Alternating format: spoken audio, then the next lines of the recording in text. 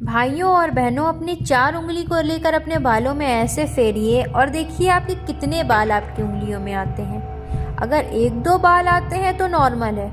अगर उससे ज़्यादा अपने बिस्तर पर, अपने तकिए पर, अपने कपड़ों पर, अपने कंधे पर, अपने बाथरूम पर या अपने घर की ज़मीन पर ऐसे ही आपको अपने ही बाल उड़ते उड़ते नज़र आ रहे हैं तो ये अच्छा साइन नहीं है।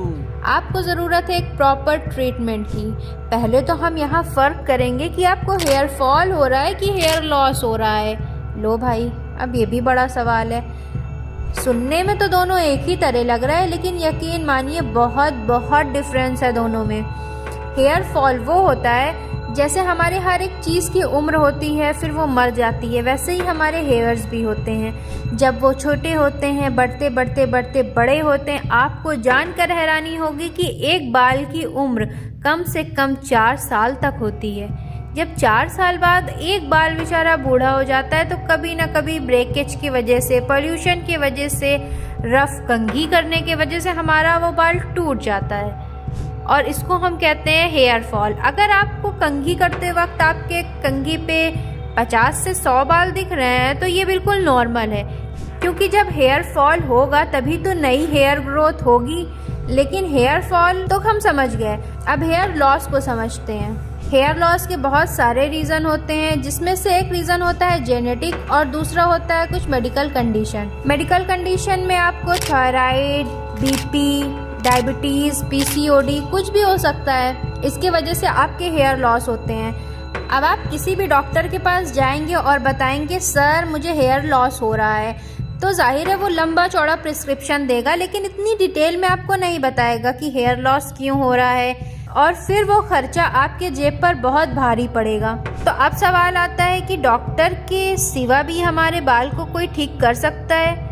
जी हाँ, बिल्कुल कर सकता है। प्राकृतिक में हर चीज़ का इलाज है, बस हमें समय देना होता है और थोड़ा सा विश्वास करना होता है। अपने हेयर लॉस को रोकने के लिए आपको अपने किचन में पड़े बस 2-3 चीज़ों का इस्तेमाल करना है और ज़्यादा नहीं। लगातार आप 1 महीना इन चीज़ों का इस्तेमाल कर लीजिए। मार्केट में आने वाले महंगे महंगे प्रोडक्ट्स को आप इस्तेमाल करना तो दूर, उनकी तरफ देखना भी छोड़ देंगे।